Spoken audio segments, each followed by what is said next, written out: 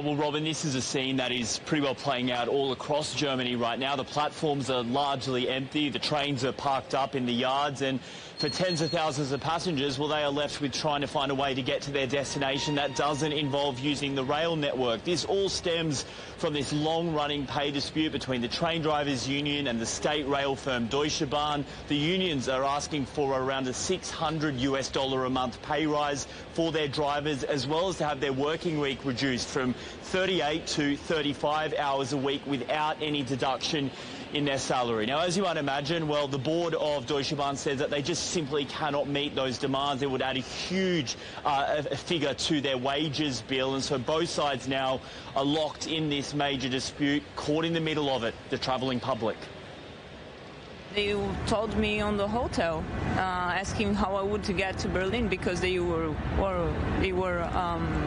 aware about my situation. They're supposed to go because my flight leaves by Berlin. 6 days is too much, quite honestly, especially in the current situation. We don't need a 6-day train strike.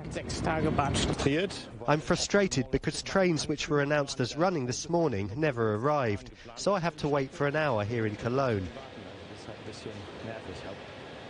Now, there is major disruption pretty well across the entire network. We know the high-speed services have been largely cancelled across the country, the intercity, the regional, even some metro and subway services. And we are hearing this afternoon, Robin, that there is major traffic on the roads, I should say, across many of Germany's big cities, as people have had to switch from using the train to their cars in order to try and get home from their workday. So this clearly causing huge problems for passengers, but it's also going to have a huge economic effect on the country, isn't it? Yeah, that's right, and that's because freight train drivers have also joined this strike, and so we're seeing a huge knock-on effect across both the logistics sector and the manufacturing sector. Many of the big business voices within Germany have been calling out today, sending a warning, if you will, about the impact this is having. In fact, some estimates suggest that for every day this strike takes place, $110 million will be hit within the German economy.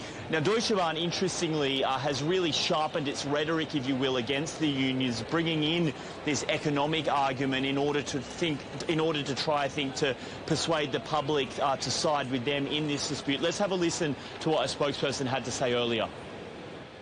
This 6-day GDL strike has massive implications on the economy. If you will, the GDL is also on strike against the economy in Germany and Europe. Cancellations can already be felt in European freight traffic, and as far as the economic impact is concerned, we must count on it being massive. Now, Robert, the advice for anyone that's been caught up in this strike from Deutsche Bahn is to try and delay their travel until after this strike ends, or they can get a full refund on their ticket, no questions asked. Trent, thank you very much. Our correspondent Trent Murray in Berlin.